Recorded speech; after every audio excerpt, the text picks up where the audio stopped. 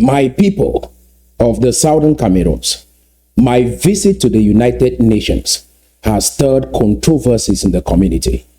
That means we have started touching the real issue. Topics such as naming the territory is being raised as we speak. Should we call it Ambazonia? Should we call it Southern Cameroons? Did I say I discovered a union treaty? Or did I say I found out, which is a research word to describe a process, because I had covered the missing union treaty for more than 2 months on this platform. Regardless, the issue of naming the territory, framing the case, jurisdiction has been highlighted in a recent interview with Professor Carson Anyangwe. I think that this is one of the best from the Ambazonia camp. So we are going to address that in this video, and to find out that this direction that our elders chose for us, how long will it take, hypothetically, to get international recognition through this vehicle? Because it's like saying, I want to get to America. And then the question you ask is, you want to go through Mexico or you want to go through the embassy? How long will it take you if you go through Mexico? And how long will it take you if you go through the embassy? Get a flight directly to America. So we are going to break that down. Our people are free to choose. Choose between Ambazonia and Southern Cameroons. So I'm representing Southern Cameroons. I'm speaking here based on the institutions of Southern Cameroons and our history. And they are speaking on behalf of Ambazonia, a subset of Southern Cameroons. That is the battle here. So let's go ahead and listen to this clip, and then we are going to analyze this video. Take a look. The issue of naming, is it Southern Cameroons, is it Ambazonia? Does referring to us as either Ambazonia or Southern Cameroon has an effect on how the world perceives this liberation movement, or the attitude of members of the international community towards this liberation movement? Who wants to go first? Comrade Alem Koff? Yeah, let me take that before Alem comes in. Okay, let me just take that one, because before you come in, the number of things people must understand. The change of names of countries is a constant in the world. Let me just give an example. The country you call today France was never called France. It was called Gaul. So you tell me, why did they change to France instead of Gaul and just kept the name Gaul? I'll give many examples. I don't want to give many African examples, which we all know. Burkina Faso, Namibia, and all the rest, and Zimbabwe, and Zambia, and Malawi. All of these are changes of names. You see, people do not understand history. Change of names come for two reasons. For countries like European countries that were never colonized by some other reason, they do change names as an act of affirmation of sovereignty. And they're saying, we are changing our name, we don't accept the old name, and this is our sovereign right to do so.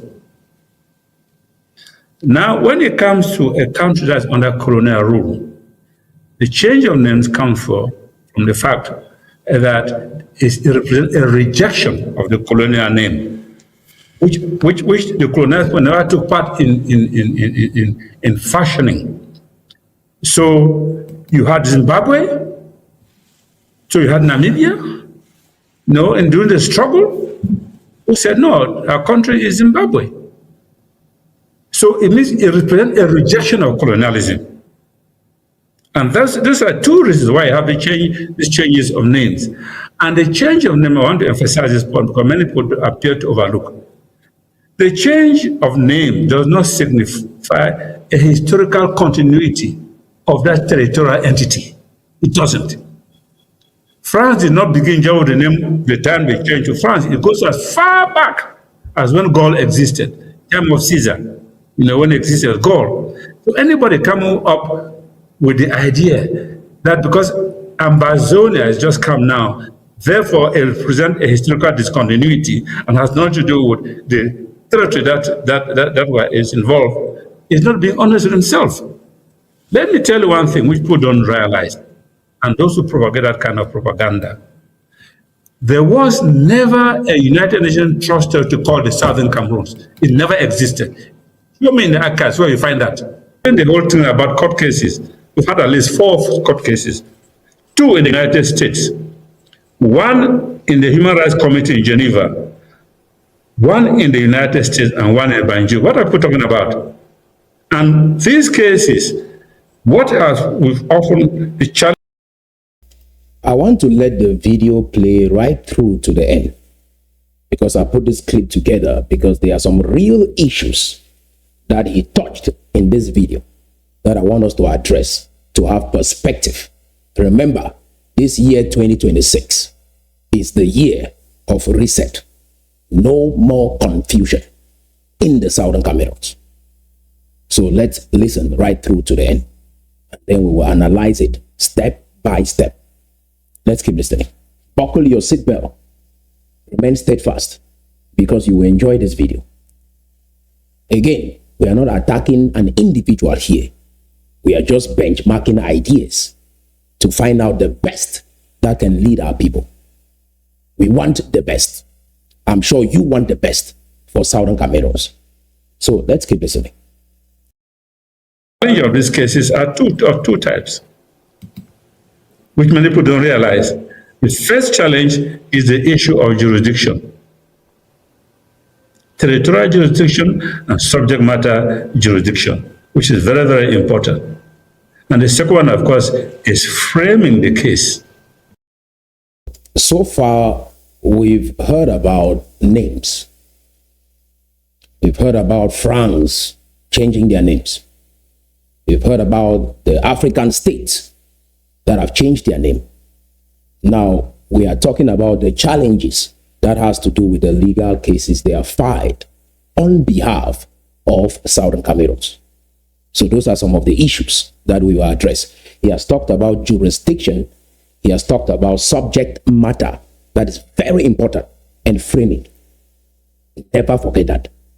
Now, we will help our people have perspective on these areas because those are some of the challenges he is accepting that they are dealing with. And I have solved that problem in my videos for the past 2 months. So if you've watched my content for the past 2 months, you can answer most of these questions. Let's keep listening. Because you don't just go to court and throw things, we discovered that we don't have a treaty or a union. So therefore, court decide whatever thing you want, the court will decide. So Acquired Cameroonian nationality only. Let's listen now to the founder of Ambazonia, his friend, and then we'll tie everything together and then analyze it, beginning with the name, jurisdiction, subject matter, and framing. Let's keep listening. By treaty. And once that treaty is abrogated, you are no longer Cameroonian. That's only logical, isn't it? And if you follow my lecture right there, the position of Fongojin Dinka is that you acquire Cameroonian nationality by a union treaty. And once that union treaty is abrogated, you are no longer a Cameroonian. So we want Ambazonians to begin with to provide for us, the people of Southern Cameroons, that union treaty that was dissolved in 1984. Let's hear him say it again in another clip. And then we will go on to analyze the entire thing. Let's go ahead and take a listen. the country that has seceded from union is la République de Cameroon, which has seceded. They declared their secession on February the 4th, 1984. So they seceded. People of the Southern Cameroons, this is plain grammar. Ambazonia is saying A union existed, a legally binding union existed, and La République du Cameroun seceded from that union. Because they can play a clip like this and say something else, and you're confused in the middle. They said the naming of the territory has no issue. Let's begin there. And this is what I want you to pay attention to. Never forget that it was the changing of the name from the United Republic of Cameroon to the Republic of Cameroon that got from Ngojin Dinka to create Ambazonia. So if the change of name has no effect, how come did he feel threatened in 1984 that the change of this name has completely absorbed Southern Cameroons? You see, Ambazonia is taken away from the people of Southern Cameroons, their identity. So this is not just historical continuity. This is a legal continuity because there is no union treaty. So that means if there is a way for us to follow this case, you are standing in the way with this new identity. So it's not just historical continuity from 1946 right up to 1961. It is a legal continuity of a UN process that was left unfinished. Are you guys tracking? Now, he has mentioned France, and also that they filed a case at the United Nations. I listened to someone speak. I listened to how they formulate their logic. From there, I can tell, because those who think, oh, I have not listened to the elders. So I've read their books. I've read almost all the documents that they have filed at the United Nations. And the main points in those documents before going there. Because the actions of Ambazonia is not consistent with the case that has to do with the missing union treaty. Do you understand? And we can't say Molanjoli Tumbe said Njumba no be marriage. That doesn't stand in court. We acknowledge him for highlighting that, but that doesn't stand in court, so you must verify. They have never gone to the United Nations to just verify and have something written that there is no union treaty and build a case on that and filed at the United Nations. So when we are talking about changing names, this is very important. When you talk about France and Gaul, that is pre-colonial era. Do you understand? That is pre-colonial era. I said, when you mix examples like this, it is hard for us to really understand. Are we dealing with UN trust territory, post-colonial era, or are we dealing with issues that has to do with pre-colonial era? Because when you mix these two, it's confusing. It's like talking about football rules before FIFA. So before FIFA brought in this structure, in the past, people used to pick the ball with their hands and the referee would not blow. Different groups interpreted how they wanted to play soccer. So when we are talking about pre-colonial era, we are talking about an era where people could just move into any area, colonize that area, name that area as they want. So if we apply that logic from pre-colonial era into this dispensation, it's like talking about Choronko in a dispensation where we have smartphones. It's like talking about horses, using examples that has to do with riding on horses in an area where we have cars like we do today. So when you mix this logic, you can't formulate a good case that will stand in international courts. This is not academics. This is just logic and sequence. Now, they've cited Namibia, Zimbabwe, Burkina Faso. All these nations that they have cited changed their names through a recognized government. through an independent recognized government. Fongojin Dinka was not the government of Southern Cameroons. In what capacity did he change the name of a UN trust territory? And he said there is no official document where you will find the name Southern Cameroons. Resolution 1608 is an official document in the UN archives with Southern Cameroons on it. So, are you understanding?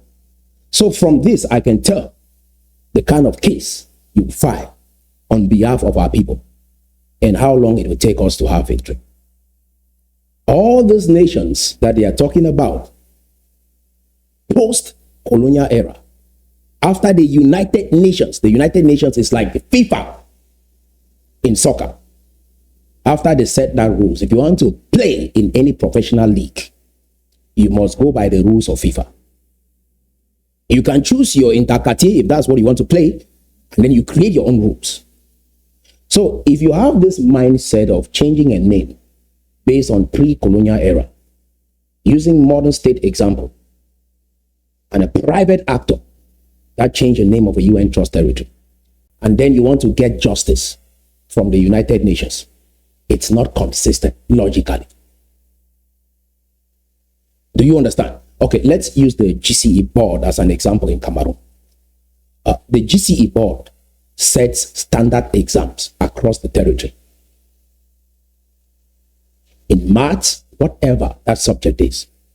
So if you choose to solve mathematical equations using your own formula that you have defined, you can't write a test using your formula and pass if the GCE board has a different standard of setting that test. So that means that mathematical equation or whatever formula you have chosen as your own way of doing things, you only have that within your home or within your friend circle. That will not stand in the GCE board. Let me use another example because this thing is like it's too complicated for many to understand. Okay. If you look at the curriculum used in medical schools in this dispensation, it is different from the medical curriculum used in pre-colonial era. What he is saying is the medical curriculum used in pre-colonial era can be applied in this dispensation based on how you feel or you want to resist the colonial master. You can make those changes. It doesn't work like that in the real world. Let me be frank with you, my people. All these examples that he has cited, Southern Cameroons was not a country. I've heard him say that. So that tells me how you frame this case. Southern Cameroons was a nation. We didn't have an army. We could not negotiate foreign affairs. This has nothing to do with emotion. Do you understand? And if you understand the implication of a missing union treaty, every case about Southern Cameroon should be built around that premise, nothing else. Because that is the one missing document that has created all the problems that we are dealing with today. And they never verified that. We are citing Molanjo Litumbe today and not a credible legal expert in the community because none of them have verified and have something on record.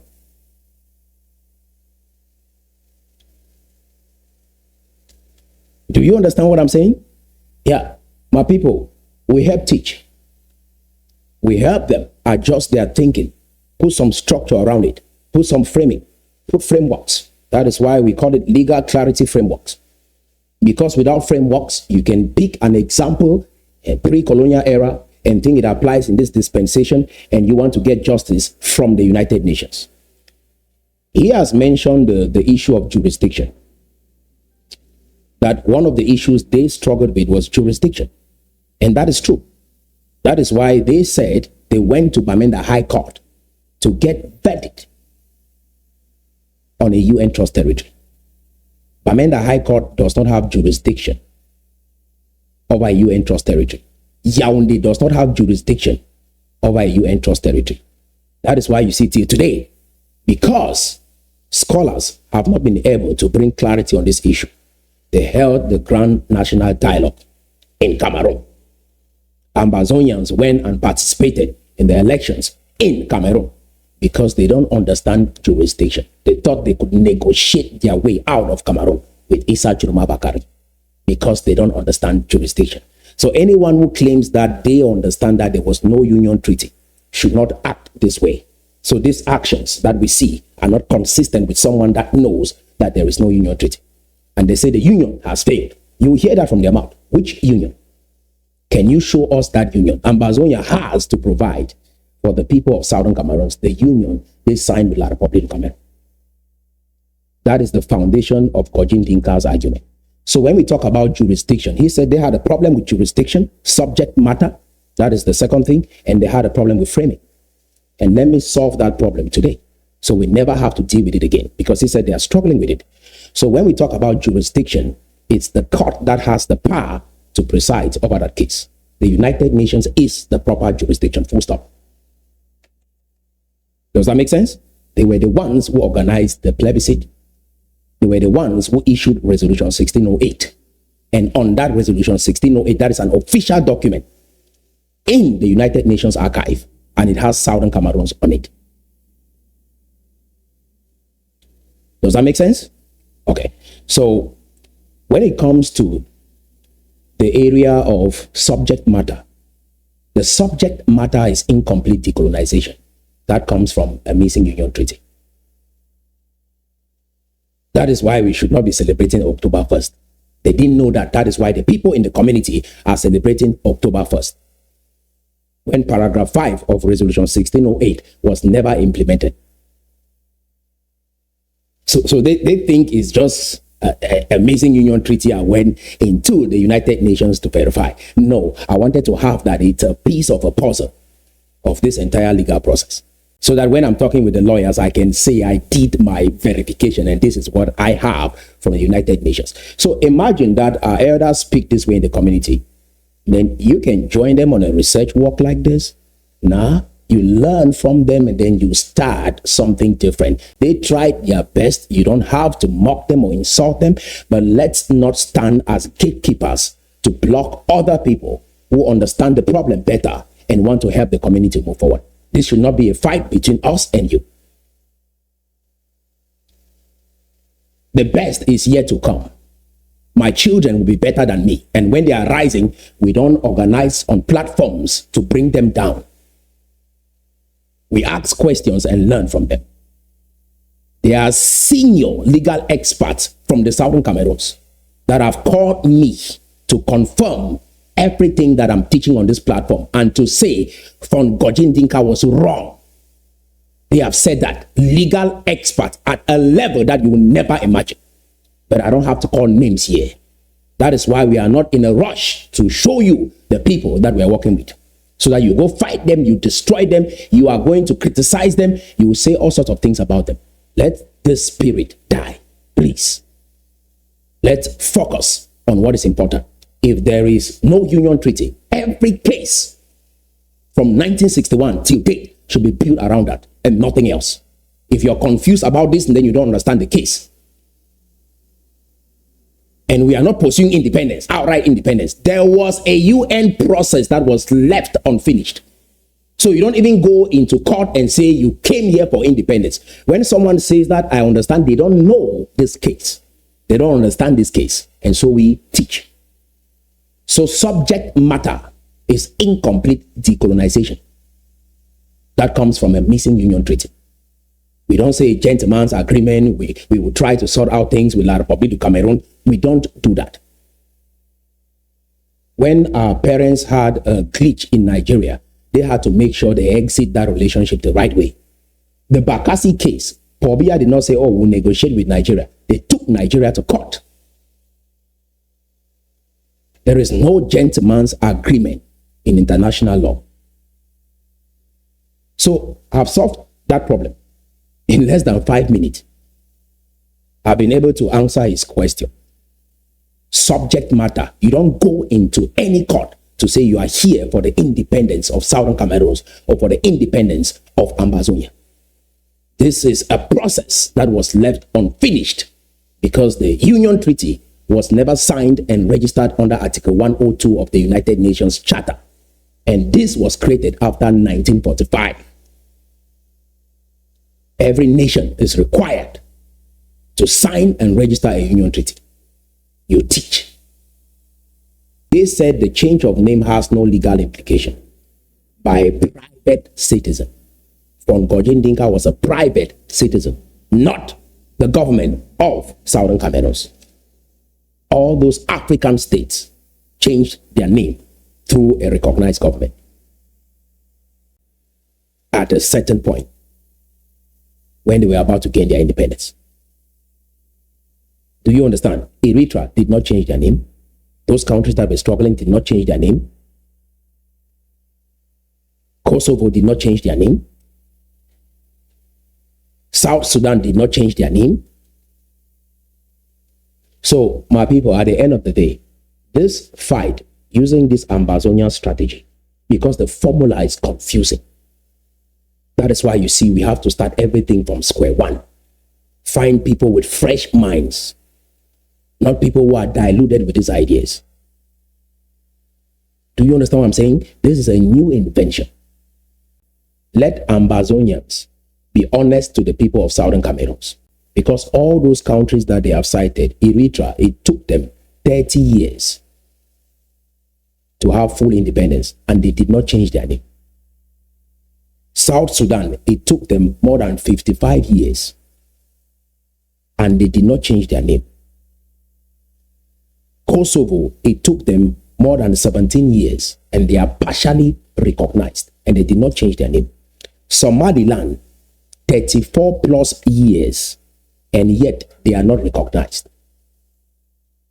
So changing a name and pursuing a cause like this, if you look at all these numbers, that Eritrea, it took them 30 years, South Sudan 55 plus years, Kosovo 17 plus years, Somaliland 34 plus years. So it would take us anywhere from 60 years to be partially recognized globally. So when we put those numbers on the table, we should know what we are signing up for. It's a path some can choose. You have at least 60 years to be partially recognized as Ambazonia. But if we are pursuing incomplete decolonization, you see, the word is not familiar to many, because it takes technicians to look at this tree and tell you that this is mahogany. You can make this kind of chair out of this tree. Somebody who does not know will think this is firewood, but they will say, I know a tree. I know there was no union treaty. Yes, you knew there was no union treaty. Did you understand the meaning of no union treaty in a situation like this? Do you understand the difference between a constitution and a union treaty? Because they focused on Fumban their entire time. You can hear it from their rhetoric. They thought a union was created at Fumban. And I brought clarity to that again and again and again, so that you dial into the case. There is no way for you to go vote for Issa Churuma Bakari if you understand the implication of a missing union treaty in a relationship like this. This action is not consistent with someone that knows there is no union treaty. Do you understand? So it will take us anywhere from 60 years. But if we go the legal path based on Southern Cameroons and the framing that he said they are struggling with, because he said it, the framing they are struggling with is incomplete decolonization. It's so easy if you read Resolution 1608, paragraph 5. Because all the problems that we can see in the Southern Cameroons is as a result of no union treaty. So Southern Cameroons is having this glitch with La République du Cameroon because they are infiltrating our legal system. They are infiltrating our schools with their civil law systems. They practice civil law, we practice common law. They are infiltrating our legal system with their civil law system. They want to impose the French system on English-speaking Southern Cameroonians. Because we never joined them. We have been Cameroonians by learned acceptance. You cannot dissolve a marriage where there is no marriage certificate. That is Fongoje Ndinka's argument. It is so clear on record. You don't need to interpret it for us. We are in a dispensation that we don't need Professor Carson Anyangwe to tell us what state formation is all about. Talking about the Gaul and France in pre-colonial era in this dispensation. Citing Somaliland, citing Ghana, Burkina Faso, nations that changed their name through a recognized government, and we are dealing with Fongojin Dinka. Details is everything. Don't just loop around a conversation like this. Break things down and ask yourself the question, who changed the name and in what occasion? Context is everything. Context, write that word down. Context. Pre-colonial era has a context. There was nothing like the United Nations when the Portuguese arrived in Cameroon. Do you understand? Context. Dispensation. Very important. We don't need Professor Carson Anyangwe. We can hear their experiences. What I hear mostly from the elders, I've studied their case files. So what I need mostly from them, like, what is your experience? What did it feel like going through this process while our Republic of Cameroon was doing all this to our people? That is all I need to do, because they lived through that experience. When it comes to the legal aspect of this case, I need very little from them. Some of the best legal minds from Southern Cameroons, they are calling me to appreciate the work I'm doing here. Southern Cameroonians, whether they work for La Republique du Cameroon, want to see this problem solved. Ambazonians that have an open mind want to see this problem solved. Southern Cameroonians want to see this problem solved. But they are gatekeepers, status keepers. Than for them to feel that they were wrong, you all perish. It's that simple. They can't call me here and engage in a meaningful conversation. Something is wrong with their ability to learn, have an open mind. So with everything I've heard him say, I know he can't frame a good case for Southern Cameroons. When I look at Gojin Dinka and his conclusions, there is no good case they can file on behalf of Southern Cameroons and have victory for us, full stop. Some will loop around and go back into the politics of La Republique du Cameroon because they have nothing to discuss on this subject. I can go on about the history of Southern Cameroons for 3 years straight, and you'll be hearing fresh content because I'm dived into the case. So it's left for the people of Southern Cameroons to decide. You want to go with Ambazonia or you want to go with Southern Cameroons? And if you don't financially support this case, this is an entrepreneurial venture that you say, I trust this man, I hear the story, it's consistent with our story. We are Southern Cameroonians, we know our story. You say, I want to invest in this idea. And then you jump and you invest. You invested in many ventures in the community. Many ventures, they told you in 3 months, you'll be in Boya. You're still here today. 10 years has gone. I've said it's 60 years. So add 50 more years to have partial recognition. Because you have a new identity now. So you are starting on a blank canvas. They've picked up ideas from an era where you can just come and discover a new territory and start naming everyone around there in an era where we have the United Nations. So when you study the United Nations, the court that you want justice from, you understand how to frame your case. Do you understand? So, in the post-1945 international system, a territory's name is not just cultural branding. A name is tied to a specific legal identity, a defined jurisdictional history, an existing UN record. And on every record is there, Southern Cameroons. To not know this, and they are still trying to push the idea of Ambazonia, you understand that you can never file a good case, and that is why all your petitions have not been heard, because of the way you think you can't frame a good case for Southern Cameroons. It's okay to tell elders, sir, I love you, but you are wrong. I hear your language, it's enough to tell me what you will file in there. So, for a UN trust territory, the name is part of the legal file. If you know it's incomplete decolonization, you can't change it. That means you wrote the advanced level. You're waiting for your certificate. You've called the teachers. No one is answering the phone. And you're trying to get to them. You're writing letters to send to them. And then you change your name. Imagine that. That is that simple. So, for a UN trust territory, the name is part of the legal file held by the United Nations, the proper jurisdiction. If they had problems with jurisdiction, they're talking about Banjul, they're talking about Abuja, they're talking about Bamenda High Court, they're talking about Grand National Dialogue with Paul Biya. This tells me these people don't understand what a missing union treaty is. So it is a legal file held by the United Nations. So it's part of it, your name. You do not change that name casually, and you do not change it outside the authority of a recognized government or the UN. Von Gojin Dinka does not have the power to change a name of a UN trust territory. We could be even talking about Fonja, not Von Gojin Dinka. What legally happens when you change the name unilaterally? When a private group renames a UN trust territory, you break legal continuity, not historical continuity, legal continuity. Because if you understand that there is a missing union treaty, I insist because they will hear and still say something else. If you understand that there is a missing union treaty and you change the name, you have destroyed the legal continuity.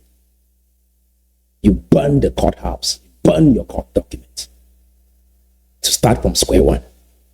So the UN record is attached to Southern Cameroons, not a newly invented name. So claims must attach to the same legal entity that existed under trusteeship. Renaming severs that chain. This is fatal in law. Destroy your legal documents. Courts and UN bodies rely on continuity, not symbolism. Legal continuity. It's historical and legal continuity. Most importantly, in this context, legal continuity. So, you shift the case into the wrong category when you change the name because they don't understand the legal implication of changing the name. So, by renaming the territory, you implicitly claim a new political identity, a new state project, because we are living in post-Second World War. We have the United Nations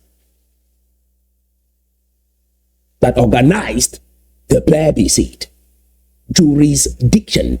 I don't know how for 65 years we didn't understand jurisdiction, and people could use Bamenda High Court as an example or a court that can give a ruling over a UN trust territory. It's impossible. So post-trusteeship outcome, that reframes the matter as cessation. When you change the name, and you've seen most of your leaders are locked up, the same thing, some are locked up abroad. Most of the leaders have been locked up in Yaoundé from Ambazonia. So we are making a distinction so that everybody here doesn't perish because of some few people and their ideas. Do you understand? Some have been locked up in Norway, in America, and in Yaoundé because they framed their case based on cessation from a union they claim existed, and they can't provide for us, the people of Southern Cameroons, that union treaty. That frames the matter as cessation, rebellion, internal conflict. Just the fact that they accept that they knew that there was no union treaty and they went on to declare independence. How do you solve a problem of no union treaty? Is that a legal matter, or do you go on to declare independence under a new name if you are a credible international legal expert? Do you understand? I'm not attacking anybody here. I just want us to examine ideas, think for ourselves. That is why I use basic examples so that no one can miss on this. Do you understand? Context. Because I can ramble around, I can take you way back to the time of Jesus Christ, and we'll have a good time on whether you can name a territory or do whatever you want. I can have a good time with you on that. Roman era, we can do that forever.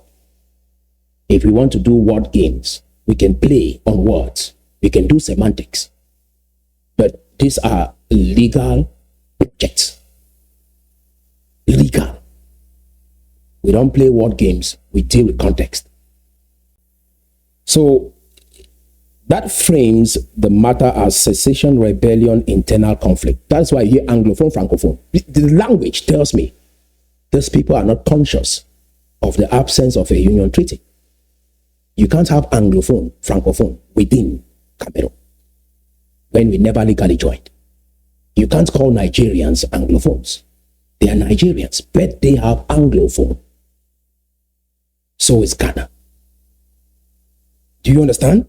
The fact that this is allowed for 65 years tells me people don't understand the consequences of the case we ought to be pursuing based on the missing union treaty.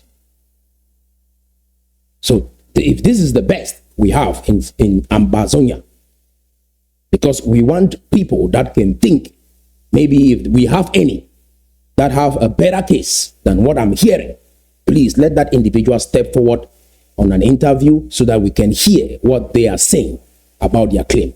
And then we'll analyze that so that we make progress. It's not about fighting people. It's about correcting ideas. You benchmark ideas so that you can go back and think on what you said and make corrections so that we can make progress.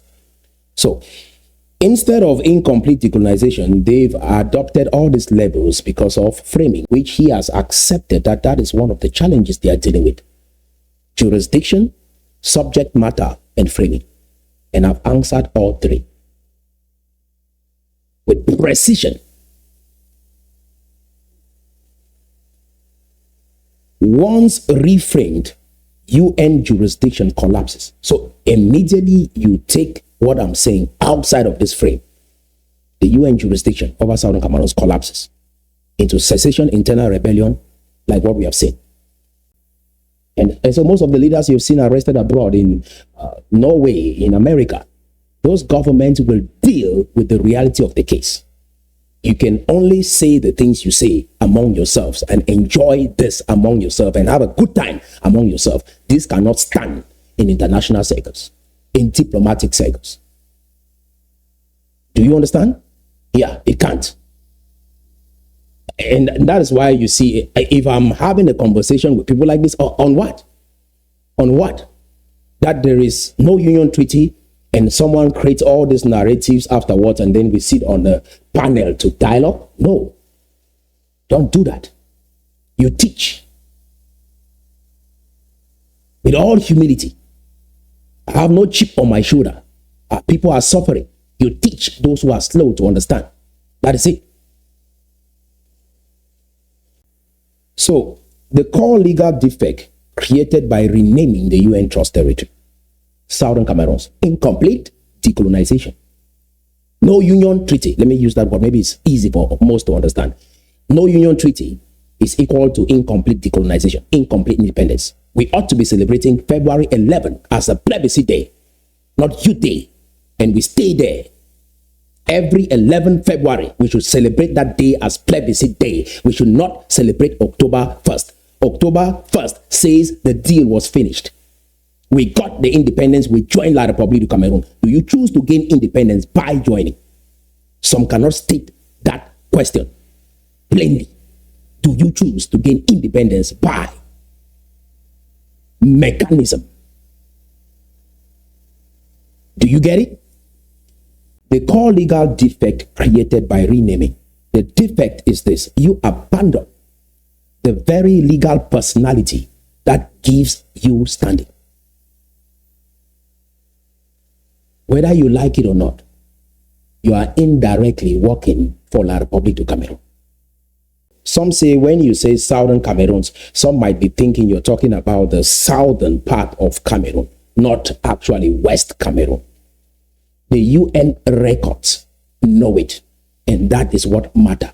We, the people of Southern Cameroons, know what we are talking about, and that is what matters. 87 countries that were present at the United Nations on April 21st, 1961, at the 994th plenary meeting in New York. It was a Friday at 3 p.m. They know it. That is what matters. Not everybody else. We are not looking for sympathizers. If they come, fine, but this is a legal case. These entities know it. When I went in there, they could provide something for me with Southern Cameroons on it. So they know. And that is what matters. If someone else is confused, we can educate them. We create a video, we can play it time again and again, and they will get it. So you abandon the very legal personality that gives you standing. Incomplete decolonization claim require the same territory, the same people, the same UN recognized designation, an identifiable failure in the completion process framing. When you rename the territory, you no longer speak as the trust territory. That is why we must use pre-colonial examples. We will use nations like Ghana that changed their name without context, without the entity, which is the government of those nations. And when did they do that? Because we claim we had our independence on October 1st, 1961. 11 February is a very important day for us. The day our forefathers had the option to choose their destiny.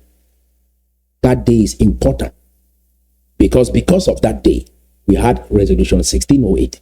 And if the process is incomplete, we should be celebrating February 11th the right way to let the world know that this day is symbolic to our people. And the process was incomplete. And that is why the United Nations must complete the process. Do you understand? So when you rename the territory, you no longer speak as the trust territory. That is why from today, I'm representing or speaking on Southern Cameroons. Not the government of Southern Cameroons. I'm not declaring independence of Southern Cameroons. I'm not pushing for independence of Southern Cameroons. Decolonization. Listen to the framing. Incomplete decolonization. Incomplete independence. Incomplete should be on everything because the process was left unfinished.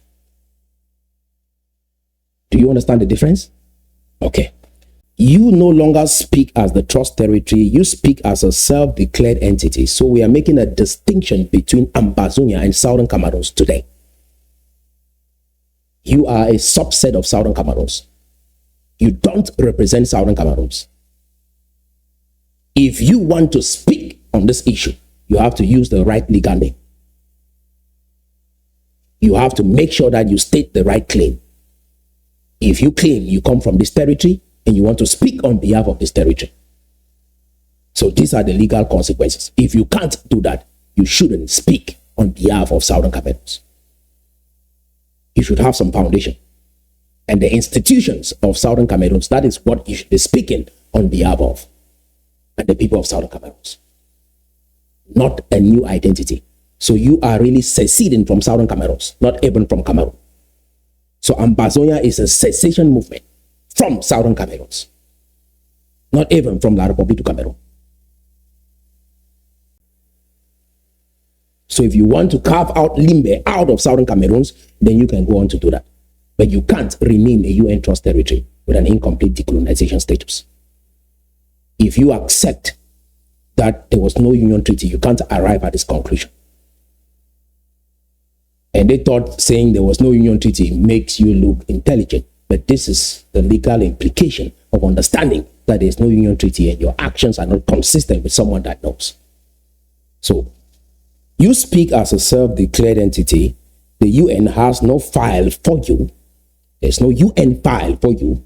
The United Nations, if you understand that this is the international body governing nations, you have to understand, like FIFA, that is why you all enjoy soccer, because of the structure created by FIFA. You don't sit every day and watch inter-cartier games. But when nations are playing, when there is an international league, you enjoy it because of that structure that came from FIFA. So when nations are interacting with each other, trading with each other, like you hear China-US relationship, you watch that on the news and enjoy it because of some structure created by the United Nations on how nations can interact with each other. So this game that they are trying to play is going to lead us down a path that might take us forever, and we can't play with other nations. Your passport will be weak. You are going to struggle economically. That is why they are looking for nations like Somaliland as an example. And our case is not even close to that.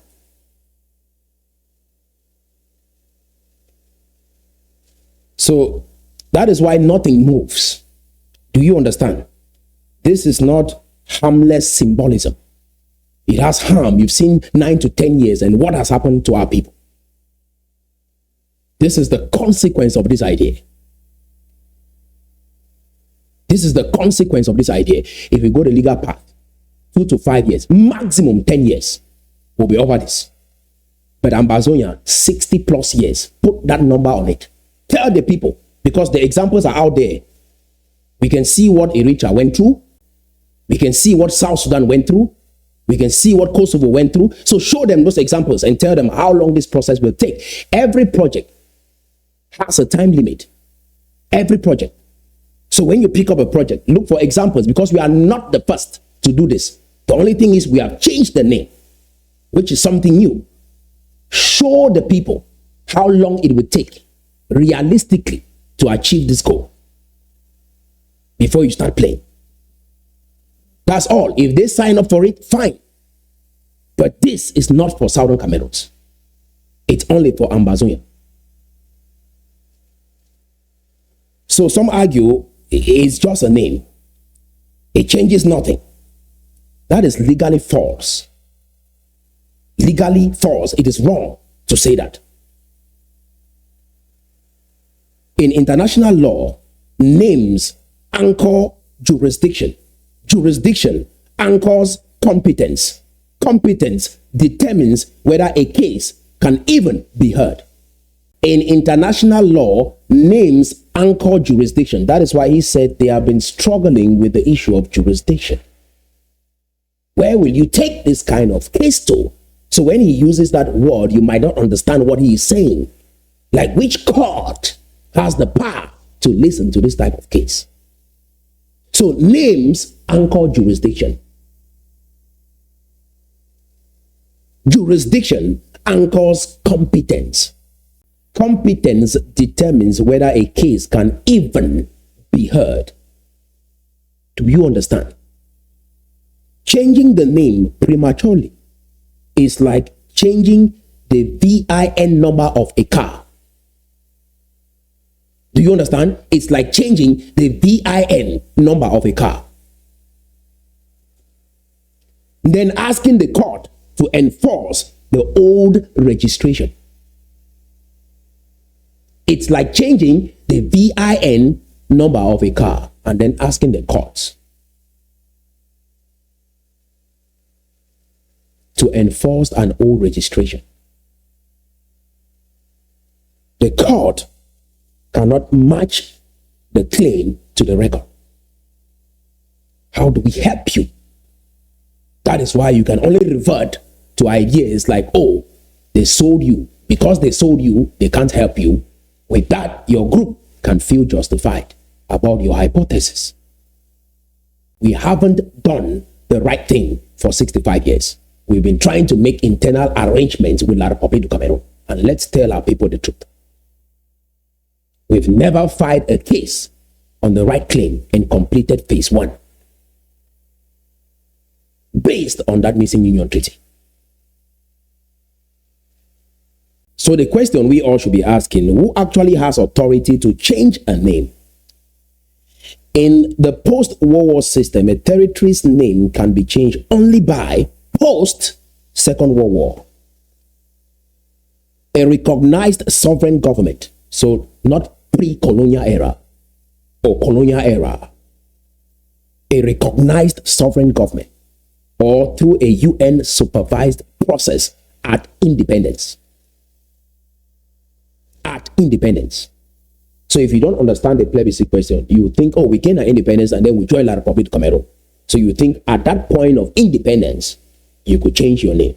You never did that. So in 1985, when La République was making these changes, you said, oh, you change your own. You see how La République du Cameroon, just changing the name, created Ambazonia? You can't take the identity of Southern Cameroonians away from the people. You can't do this. Or by formal notification from an existing UN member state, not by private individuals. You can't do that. It is illegal. We allow this means everyone can wake up in the morning and say, oh, I've studied law in London, I've studied law in America, so I can change the name of this area. Doesn't happen. So when they are talking about name change, they only want to talk about symbolism and Ambas Bay. No, who changed the name? Who has the power to change the name? Let's make sure all these factors are involved. Just by that alone, you should understand these people can't file any case in any court on earth that can help you, Southern Cameroonians. It's that simple.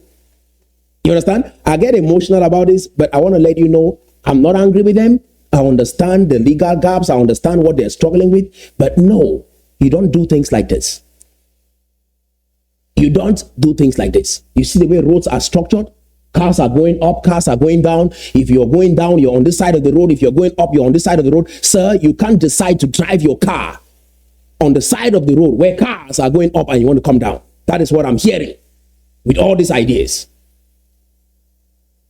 You understand? It's like seeing that red light and say, no, you go through. And then you say, oh, in 1945 or in the 1900s, there was nothing like a street light. People could do what they want. And why are you trying to stop people? You see all these colonial masters, they made all these changes. No, life doesn't work like that. So, a formal notification from an existing UN member state, not by private individuals, advocacy movement, armed groups, diaspora organizations, there are no exceptions to this rule after 1945. Full stop, and I rest my case. You can't do that, and you should understand this is a big mistake.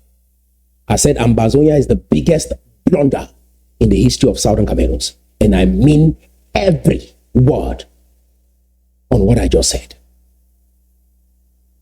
Why the contradictions matters in our case.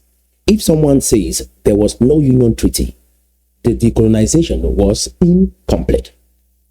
But also, we renamed the territory and declared a new state. So what they are doing is they are holding two incompatible positions. That is why only jurisdiction will be a problem and subject matter and framing will be a problem. So I'm helping the learned professor understand where he fell short. With that, you won't understand jurisdiction, or you'll be struggling with jurisdiction, subject matter, and framing.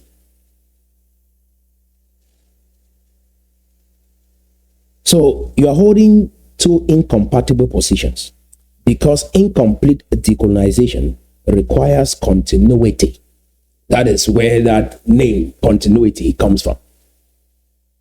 Naming it Ambazonia, you can't find that legal continuity. So incomplete decolonization requires continuity. So because there is no union treaty, it requires continuity.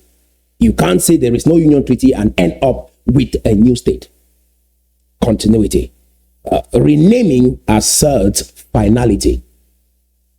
When you rename the territory, you are asserting finality, and hence why we celebrate October 1st, which doesn't make sense.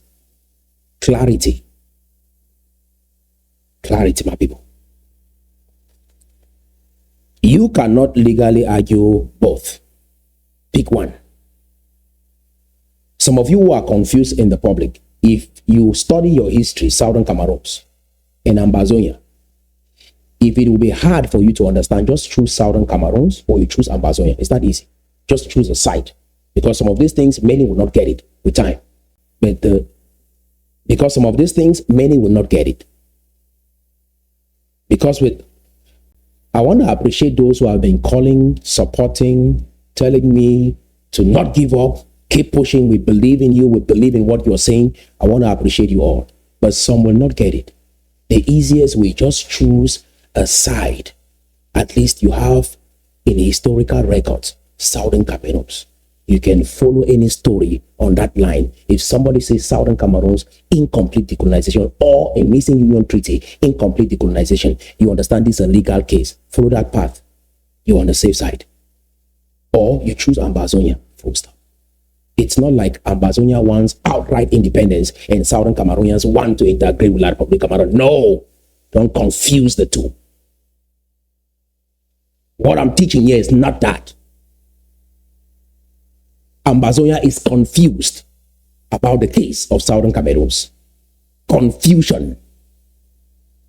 That is why only jurisdiction is a problem, subject matter is a problem, framing is a problem. Real, authentic Southern Cameroonians. There are Cameroonians or Southern Cameroonians by learned acceptance who have accepted La République du Cameroon and they work for that government, not that the one union with La République du Cameroon. No. Authentic Southern Cameroons. A real case. There are no two cases on Southern Cameroons. If you agree that there is no union treaty, there is no two case for us to be debating on. It's incomplete decolonization. Incomplete process. Not a failed union. Because if you say a failed union, then you have to prove to us that union. If you say La République seceded from the union like Gojin Dinka claims in 1984, like von Gojin Dinka claims, then you have to provide for us that union. This case is so easy, there is no confusion about it. Some people will not have the mental capacity to understand, and it's okay. They will learn and follow through with time. In post-1945 legal order, unilaterally renaming a UN trust territory is not symbolic. It breaks legal continuity. So if someone is using examples in pre-colonial era, in a post-colonial era, it is hard for you to logically formulate an argument that stands in any international court. Because the United Nations did not exist in that era you're citing. And the examples you're citing in this dispensation followed an order based on the United Nations. You get it? So it breaks a legal continuity, destroys jurisdiction, and converts a decolonization claim into a cessation claim, which the UN has no obligation to resolve. Do you understand, my people? I hope this makes sense. So again, jurisdiction, the United Nations, that is the only recognized entity because they organized the plebiscite. Yaoundé did not organize plebiscite, so Yaoundé cannot judge our case. That game with Pobia, no. Our people have suffered too much. Are you understanding? All those games, playing inside of their elections and all that, no. When I understood this literature, I told us, no, don't play their politics. Some will go on to even write books to defend their elections that were stolen. Don't play their politics. We have a lot to do in Southern Cameroons. We shouldn't be wasting time with them. So the International Court of Justice, this is the right court that can handle our case under the United Nations. The International Court of Justice, that is jurisdiction. The correct entry point for the case is the UN General Assembly to raise the matter. And there is a process to get there. You start by verifying records. Because of this confusion, you must verify. You can't just deal with what the elders are saying, what others have tried. We can study and hear just from their presentations what they have tried, including what they tried in 2016, 2017, and what happened with the Foley Hawk law firm. We know that. So there is nothing about this case that we are not aware. And those who were working with Professor Carson Anyangwe at that time are in contact with me. And so I know what happened even with the money, and how far they went with that case, and what they were attempting to even file. Independence, no incomplete decolonization. So I know everything. I know everything about that case. I don't want to call people's names here. We know what has happened. Let's make adjustments. Some of you think I'm just appearing here, so I'm not familiar with what is going on. I know everything, but I will not get into petty gossips. We are bigger than that. We have to be mature and responsible. You'll be shocked to know that I understand everything that has happened for the past 9 to 10 years. And the people that are in contact with me, even from around you, I know everything that you have tried for the past 9 to 10 years. I know everything that you have tried from 1995 right up to 2021. Some people are around your camp are in contact with me, and so I understand what you have tried and why it failed. What we are doing is completely different. So we start from verification. From there, we diagnose with legal experts to see what options we have for phase 1, and then we can proceed to the next step. This has not been tried in the history of Southern Cameroons. I just want to let our people know that. But you have the choice to choose whether to support, fund the initiative or not. There are some people that should not be part of this case. They will mess it up. And those who are talking about, oh, some groups took money and they did not deliver. So you see, even with groups, the money was not used properly. You see what I'm saying? So I don't want to take that chance of having some people around me here that don't understand the case, will waste my time, and all of a sudden something bad goes wrong with the money. We don't want that. This is a new initiative. You don't say join these people. When Jesus Christ showed up, you didn't tell him, oh, go join the Pharisees, go join the elders. Today you are a Christian. Steve Jobs did not create all these companies by joining IBM. They started a new venture. Those who believed in them invested. If you don't believe, stay. I've said, if you don't finance this project, I will raise my own money and finance the project. It will take time, but I will do it because I understand the case well. We shouldn't lose lives over this. Ambazonia is designed to look us around and put us back in Cameroon without this problem being solved. That is the whole journey of Ambazonia. And again, I'm not filing a petition for independence. I'm not filing any case in any court now. Phase 1 is legal assessment of the entire case and the options and the legal consequences that are available from a credible international law firm when we have an issue of incomplete decolonization. That is step 1.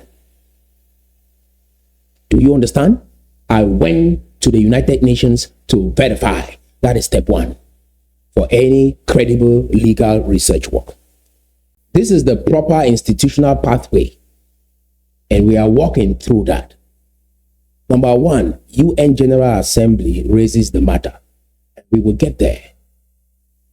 Number 2, the issue is framed as a failure to complete a trusteeship obligation. That's 2. Number 3, the General Assembly may debate it, investigate it, or request an advisory opinion from the ICJ, the International Court of Justice. This is exactly how other trusteeship-related questions have been handled historically. So we are not doing something new. What we are going through is not new. We are not the first territory, not country. We are not the first nation, not country. A country should have an army. Do you understand, my people? A country should have an army. A country should be able to negotiate their foreign affairs. We didn't have that capacity. So we are UN trust territory. We're a nation.